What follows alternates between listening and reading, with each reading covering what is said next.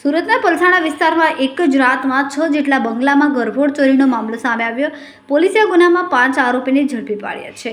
સુરત ગ્રામ્ય જિલ્લાના પલસાણા પોલીસ અને એલસીબી ટીમ મળીને ગરફોડ ચોરીના 4 ગુનાનો ભેદ ઉકેલી કાઢ્યો. આ ગુનામાં 5 આરોપીને ઝડપી પાડીને પોલીસે આરોપી પાસેથી કુલ 4,34,300નો મુદ્દામાલ કબજે કર્યો. આરોપીઓએ પલસાણા પોલીસ સ્ટેશન વિસ્તારમાં અલગ અલગ જગ્યાઓએ મકાનોમાં બારી દરવાજાના ગ્રીલ તોડીને ચોરીના બનાવને અંજામ આપ્યો. એલસીબી અને પલસાણા પોલીસના માણસોને બાતમી મળી હતી કે બલેશ્વરના બિલાલનગર વિસ્તારમાંથી ખાનભાઈની ચાલમાં દરોડો પાડવામાં આવ્યો. ત્યાંથી 5 આરોપીને ઝડપી પાડ્યા. ઝડપાયેલા આરોપીમાંથી 3 પુરુષ અને 2 મહિલાઓ સામેલ છે. છેલ્લા ઘણા દિવસથી પલસાણા પોલીસ સ્ટેશન વિસ્તારમાં અલગ અલગ વિસ્તારમાં ઘરફોડ ચોરીના બનાવો બનવા પામેલ છે.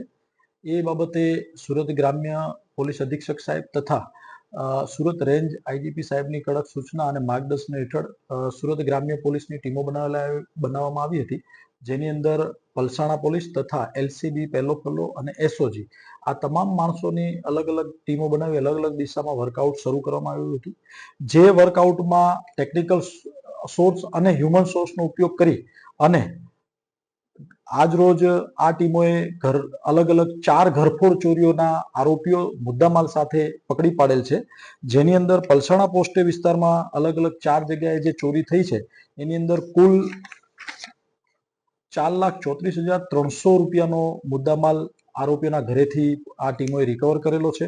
તથા 5 આરોપી જેમાં કિશોરભાઈ રતિલાલભાઈ, પછી હરેશભાઈ ગોપાળભાઈ, ફિરોજ સાદિક, કાજલબેન, ભૂરીબેન આ 5 આરોપીઓને ધોરણસર અટક કરવામાં આવેલા છે. અને એક આરોપી પ્રિન્સ ઉર્ફે રામદાસ રતિલાલ દેવી પૂજક જે વોન્ટેડ જાહેર કરેલ છે.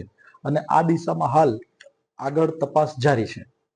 કેમેરામેન સેન્ડ્રિજ રાણી સાથે વિશાલ છેઠા, માનવ પ્રભા ન્યૂઝ, સુરત. અમારા વિડીયોની નવી અપડેટ મેળવવા માટે સબસ્ક્રાઇબ કરો માનવ પ્રભા ન્યૂઝ ચેનલને. બેલ આઇકન ક્લિક કરો લેટેસ્ટ વિડીયો સૌથી પહેલા મેળવવા માટે.